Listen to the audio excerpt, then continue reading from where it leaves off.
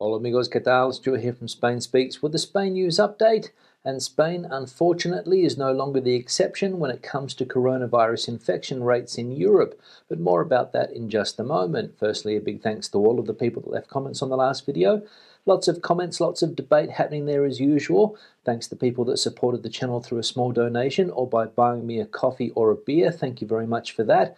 Thanks to people that bought merchandise, and a big thanks to my patrons on Patreon for your ongoing support. Now, let's get into the news. And as I said, unfortunately, Spain no longer the exception when it comes to COVID contagion rates in Europe. And as we can see here, contagions soar a week before Christmas. Despite high vaccination rates, Spain is no longer the exception in Europe.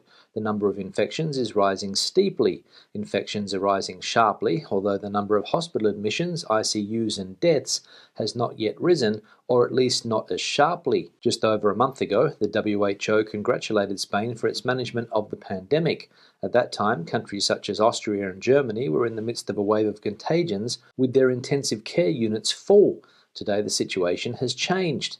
After weeks of restrictions, the curves in Germany and Belgium are falling almost as fast as the Spanish curve is rising. In fact, the daily infection rate in Spain already exceeds that of Austria, a country that until Monday has had its entire population confined for 3 weeks and maintains the confinement for the unvaccinated. So, there we go, a week before Christmas, and the COVID-19 infection rate here in Spain is soaring. But the good news is, for the time being, autonomous communities here in Spain haven't announced further restrictions. But unfortunately, I don't think they can be ruled out for January. Now, with the increase of infections here in Spain, the autonomous communities are again calling for military trackers in the face of the increase in COVID infections.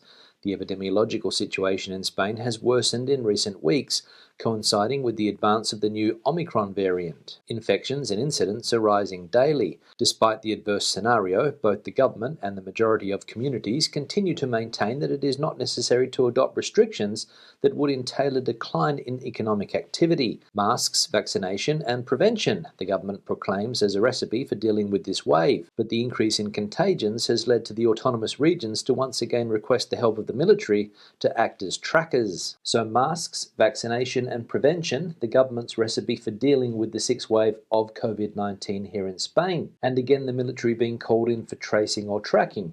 Good luck with that. Now, the problem Spain has with languages is rearing its ugly head again, and language wars in Catalonia have reignited. A family who went to court to ensure a quarter of the classes for their 5-year-old son at a primary school are taught in Spanish were offered police protection Wednesday after they said they were harassed and abused. The family, residents of Canet de Mar, a Mediterranean coastal town 50 kilometres northeast of Barcelona, won their case at the Catalan High Court last week. The case has spotlighted a bitter battle in Spain over languages and identity politics, not just in Catalonia but in the Basque Country, Galicia and the Balearic Islands. Spain has 4 official languages: Castilian Spanish, Catalan, Galician and Basque. Officially, they have equal status in law. However, Castilian emerged as the dominant language because of widespread use of the language across the empire from 1492 until 1976. One of the largest empires in the world, it covered portions of the Americas, Europe, the Philippines and Africa. During his rule from 1939 to 1975, General Francisco Franco banned the use of regional languages other than Castilian in schools and other public spaces. So language wars again reigniting in Catalonia because a primary school didn't want to teach 25% of the subjects in Castilian Spanish. One family wasn't happy, so they took the case to the High Court and won, and then the SH1T really hit the fan. And this is a problem that nobody in this country seems to have an answer to. Now, there was another change in the government yesterday as the Minister for Universities here in Spain, Manuel Castells, stepped down. As we can read here, Castells, the minister with the lowest political profile, leaves the government to bring in Colau's mentor. The Minister of Universities, Manuel Castells, the member of the government with the lowest political profile, is leaving the government, as eldiario.es has revealed, and this newspaper has confirmed. This is the first departure from the 5 ministers of Unidas Podemos since Pablo Iglesias left the government in March to run in the regional elections in Madrid.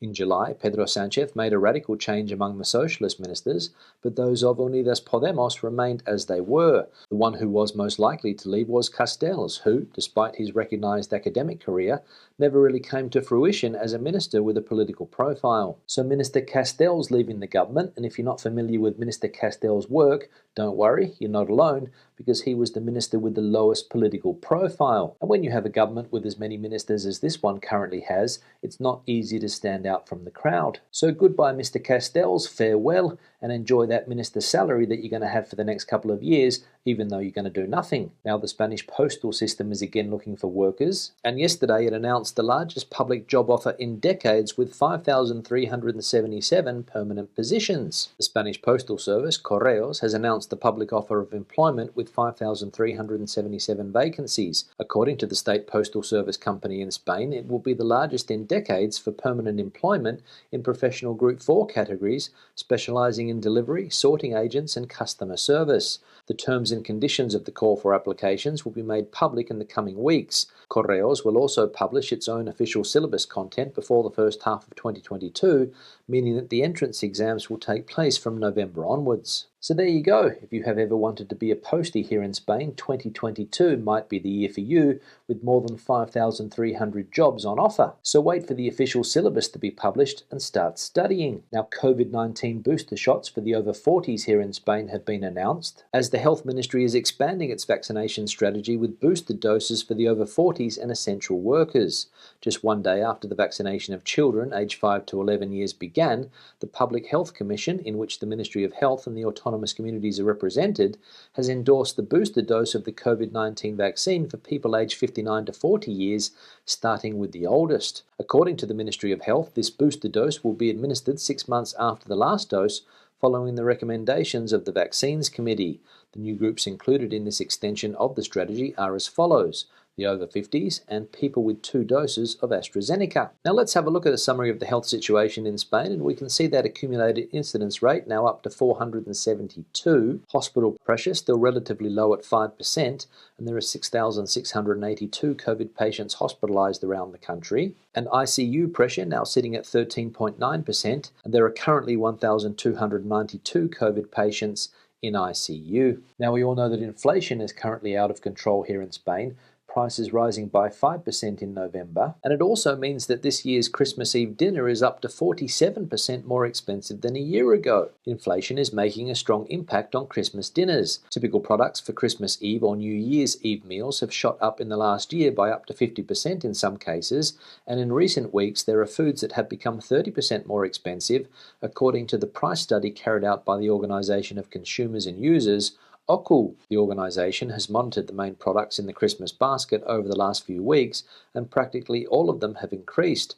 Hake, for example, cost 34% more than a fortnight ago, although it is only 1% more expensive than a year ago. The products that have risen the most since Christmas 2020 are Elvis, 47% more expensive, clams, 30% more expensive, chicken, 35% more expensive, oysters, 22% more expensive, and even pineapple, which is up 21%. So get ready for a more expensive Christmas dinner or New Year's Eve dinner this year in Spain, with prices up to 47% more expensive than a year ago. And for chicken and pineapple lovers like myself, the news is not good either. Now let's have a look at some of the comments from previous videos. One here from Debbie: well, as problems go, this is a good one to have. Yeah, Debbie, thanks for the comment, and referring to an article that we saw the other day from the Financial Times, which said that Spain has a huge problem trying to spend 70 billion euros fast enough. The European Union recovery funds are starting to come into the country, and it's burning a hole in the government's pocket. But you're right, as far as problems go, this is not a bad one to have, and if I'm going to be completely honest, I wouldn't mind a few extra euros in my back pocket. One here from Chris: pretty surprised not to see Nissan on that list. We saw so many of these in Spain the last time we were there. Yeah, Chris, thanks for the comment, and I'm also surprised that Nissan wasn't in that list of the top 10 selling car brands here in Spain that we saw the other day. I see lots of Nissans about the place here where I live in the Madrid community, lots of Nissan Qashqais, lots of Nissan Jukes, and lots of Nissan Micras. So if Nissan's not in the top 10, I'm sure they're in the top 20. One here from Michael: instead of paying out public money to dub productions into Catalan, Basque and Galician, why not spend the money on people who have lost everything on the banks of the Ebro and here in the Aridane Valley in La Palma? Yeah, Michael, thanks for the comment, and referring to an article that we saw the other day about how the Spanish government is now going to pick up the tab when it comes to dubbing services for regional languages on platforms like Netflix, HBO, Disney Plus, and the like. And I think the government has said that it is going to help people on the island of La Palma that have been affected by the volcano, and Pedro Sanchez was in the Ebro region the other day saying that they are also going to help people affected by the floods in that part of Spain. So plenty of money being pledged by the government, but is it enough? That's the question. One here from My Media. Sounds like you're in a tunnel when you're not reading the papers, Stu. It's a little jarring. Hopefully you get your sound sorted. Otherwise, great content. Yeah, My Media, thanks for the comment. And there were a few other comments left by people on Wednesday's video telling me that the sound was a bit off. And I apologise for that. I had a microphone failure. This one that I wear here for some reason didn't pick up the sound, and the sound was captured on the camera, and that was the reason it was a bit echoey. And I re-recorded the news articles part of the video on a broadcast mic to limit the damage. But I've managed to fix the problem, and as you can hear today, the sound is back to normal. So again, sorry for the sound quality the other day, and hopefully it won't happen again. One here from Lee. Ciudad de Murcia is an interesting city. Genuine and authentic, I would say. We stay on the border between Valencia and Murcia and often go there during the summer. Remember having a beer in the uni part of town, plenty of young people there. Yeah, Lee, thanks for the comment, and thanks for replying to another comment that we saw from somebody the other day asking whether or not Murcia was a good city to move to. And in the 20 plus years that I've been living in Spain, I haven't heard too many people speak badly of that part of the country. The weather's good, the food's good, it's close to the coast. What more do you want? And finally, one here from 4 Degrees. We love you, Stuart. Definitely get you a coffee if you are near Manchester. Stay cool, Chief. UK crew. Yeah, 4 Degrees, thanks for the comment. Thanks for such a positive comment. And I will definitely take you up on your offer of a coffee should I ever get to Manchester. And I'll just give another big thanks to all of the people that have bought me a virtual coffee or a virtual beer over the last few days. Much appreciated. On that note, I'll wrap the video up. Questions and comments, please leave them in the section below. Debate the video out as you normally do. Give it a thumbs up if you liked it, thumbs down if you did not. I'll see you in the next one. Hasta luego.